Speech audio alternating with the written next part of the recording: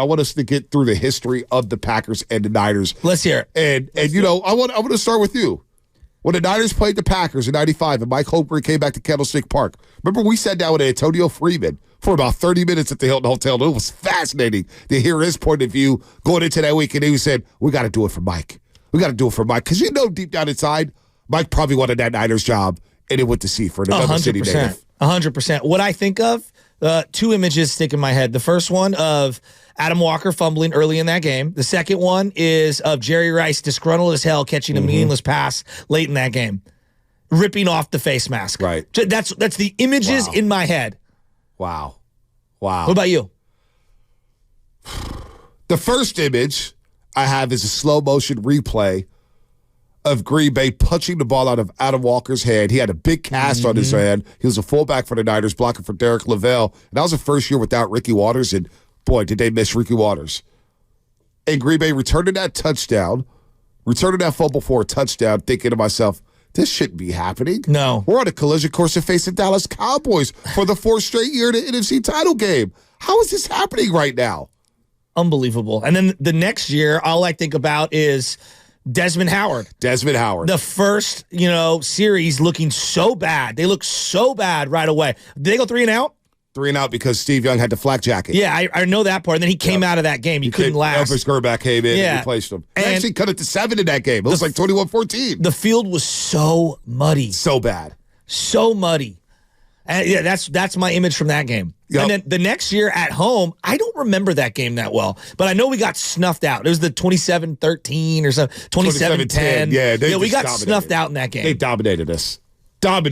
And then obviously my number one, one of my favorite moments of all time is the wild card game where T.O. caught that ball. T.O. was always my guy. Steve Young was always my guy. And seeing that moment happen was incredible. 3-man rush, and Young stumbles on the way back and fires up the middle. Pass is caught by Owens. Owens made the catch. Oh, this is amazing. Madden, Summerall, true story. Watch that game through 3-4 Waller Street. The late, great Lorraine Williams Tindall, my grandmother, passed away in 2000. She never watched. The only game she would watch is the Rose Bowl game. That's why the Rose Bowl game means so much to me. Okay. Because she was like, that's the only game. I love the parade and all that stuff. So that's why when I think of the Rose Bowl, I'm like, I think of my grandma all the time in that field and everything. But that game, she's doing her puzzles, and I'm watching the game in the kitchen. She got a little 8-inch screen TV so I can watch my sports. And I had a tear coming down my eye earlier on that drive because I said, we can't beat the Packers. I know. They owned us. And when Steve Young completed that, one of the first times ever, I got up, ran into her room, and kissed her on the cheek. I was so excited after that play. I'm convinced if he doesn't trip, that whole play plays out completely different. They probably pick it off, right? They almost hesitate just for a second because of the trip.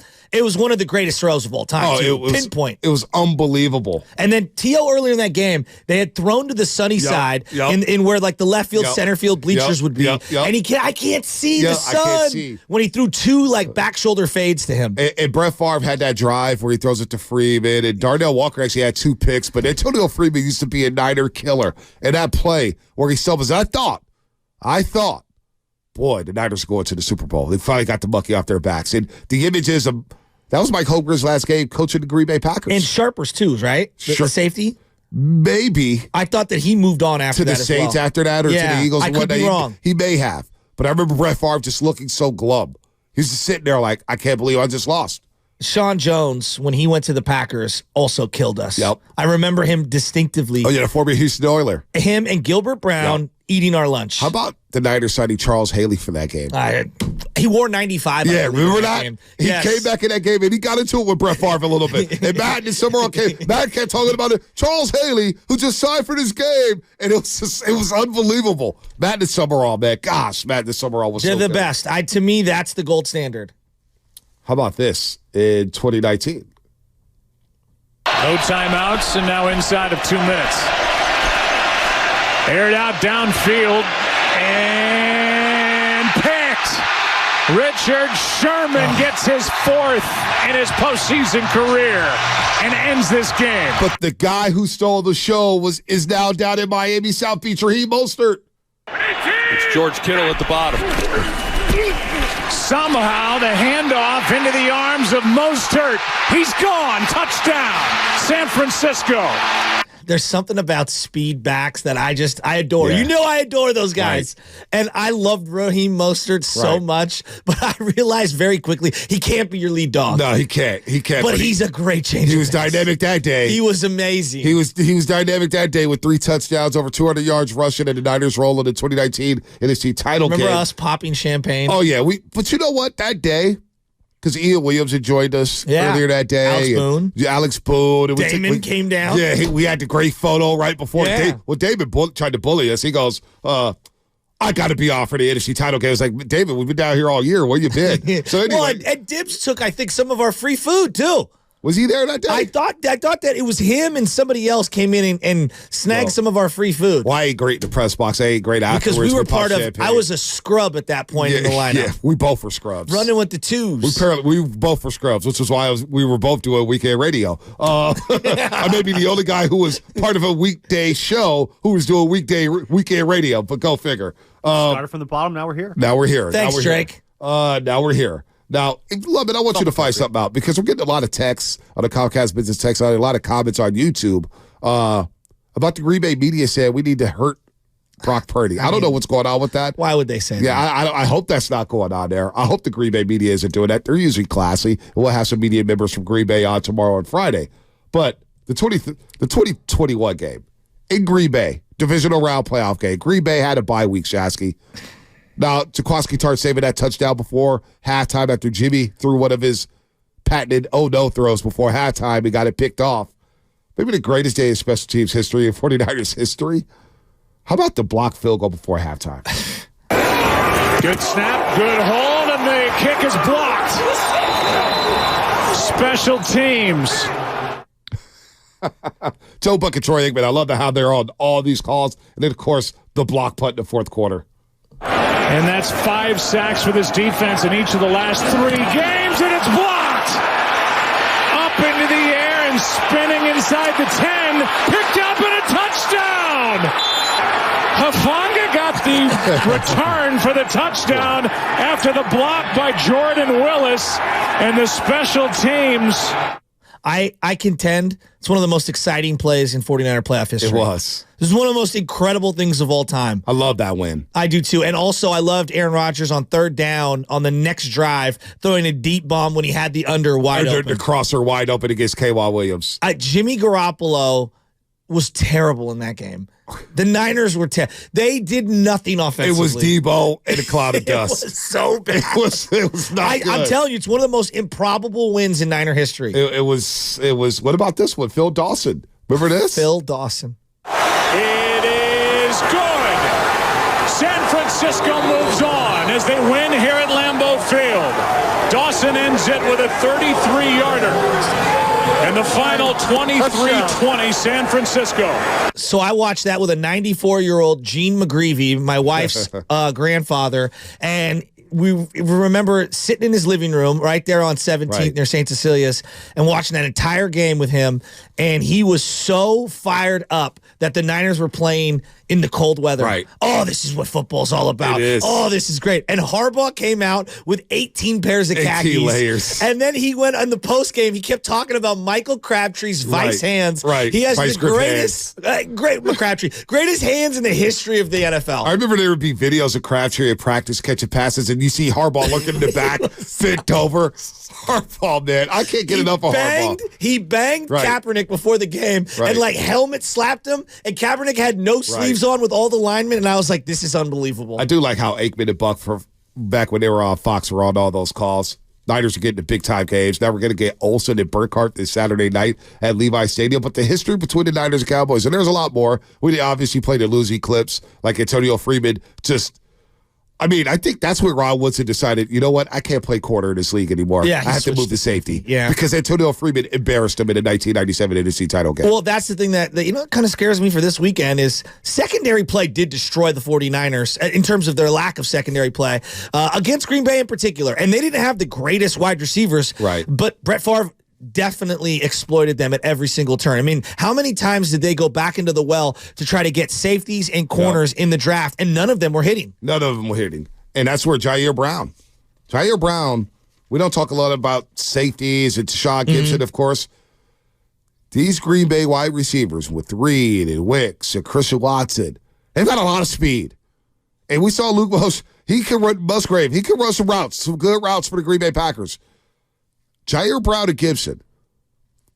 Watch those guys, especially Jair Brown, who's a rookie playing in his first postseason game. If he goes for some play fakes, some play action passes, and his wide receiver or a safety gets behind him, and you have to tackle well. One thing we saw with the Eagles on Monday Night Football, they did not tackle well at all. The Dallas Cowboys, they didn't tackle well. Even the Cleveland Browns against the Texans didn't tackle well. No. You got to be able to wrap up and make sure these 6-yard routes, these 6-yard pass plays are 6-yard pass plays and not 60-yard pass plays. All right, now I have to ask you a random, goofy question. Okay. Foghorn. At the beginning of the game and then at halftime, they usually have different people from 49er lore who get to pull the foghorn and let's go team. If you could pick one 49er from the Green Bay Packer Niner playoff games, one person, who is it, to represent the Niners in the pregame? Oh. Because I know who I'm taking. Who are you taking? I think it should be Colin Kaepernick. He won the final game at Candlestick, and he won that huge game on the road. I would love to see Colin Kaepernick. How would he be received coming back to I Levi think everyone Stadium? would give him a standing O. That's very interesting. Why wouldn't he? I would give him a standing ovation. He was a great Niner. I know it ended poorly, and everyone's got their stupid opinions on kneeling How is and that not relationship kneeling. now? But just come on. How's the relationship I would now? love to see the 49ers let him back on that field and have him be the guy to pull the foghorn. How's the relationship between the Niners and Kaepernick? That would very interesting. I don't know if it's going to happen. It's a great pull. It's a great pull. When I think of the Niners' dominance, he's a large part of it since flipping the script on the Green Bay matchup. No doubt about it. I was thinking Navarro Bowman had some big time interceptions against Aaron Rodgers. That's a good call. We don't remember him for having big time moments against the Green Bay Packers, but I look at Navarro Bowman, Patrick Willis, tone setters. I need tone setters this week. Okay. Now Kaepernick is a hell of a call. I like it a lot. Threw for over 400 that opening day. He did own Green Bay. He owned them. He owned them. And ironically, he grew up in Wisconsin. I know. Half his he life. was a Packer fan. His life. Yep. I don't know. It's a great choice. That's a great choice. You like that one, huh? I love that one. I think enough time has passed for everybody. Why wouldn't you give the guy standing O? They've already done Jim Harbaugh. There may be some situations with the NFL and the lawsuit and whatnot. I don't know what's going on with Kaepernick. That's a great, great call. Frank Gore, some people are saying Frank Gore's a good one. Frank Gore, he's usually there a lot already. Yeah, he's part of the front. He's an advisor now. I just think that would give that area a pop. Last time the Packers beat the Niners, and we'll get to the calls in just a second, 888-957-9570. You talked about that throw from Aaron Rodgers to Devontae. Let's hear it. They send 4. 7 back. Rodgers fires over the middle. Caught Adams. Adams still trying to get out of bounds. He's at the 49-yard. Aaron Rodgers to Devontae Adams. Al Michaels on a call Sunday. That was when he cared. Yeah, that is when he cared. Oh, the BS that's outside the building. Hey, Aaron, that's all you, buddy. No, I meant Al Michaels. That was when Al Michaels cared. No, I mean, Amazon Al Michaels. Let's score it. And then we always say we don't want it to come down to kickers. Well, it came down to kickers that day. Crosby to try to win it. And the kick is good to win the game. The 49ers couldn't take enough time off the clock at the end. Yeah, there was bad clock management by Kyle Shanahan at the end of that football game. Even the kickoff, maybe you do a short kickoff.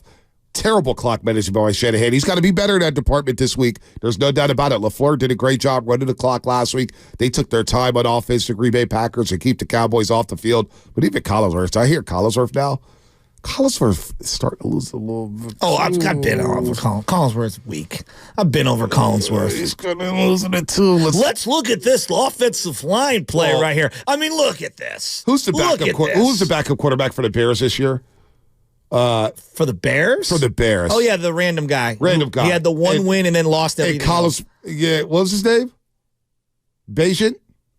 I don't know. But anyway, his dad was like an arm wrestling guy. Okay, yeah. Well, Collinsworth was like, Justin Fields is sitting back right now. He can learn a lot from this kid. I'm like, don't be disrespectful, Chris. Tyler Bagent? Bagent? Yeah, Bagent. Yeah, whatever his name is. Oh, Justin Fields can learn a lot from this guy. It's like, dude, stop. But come on, Collinsworth. Stop the cap. Let's go to Lewis in Richmond. Lewis, what's happening? What's up, Lewis? Hey, guys, I called a couple of days ago.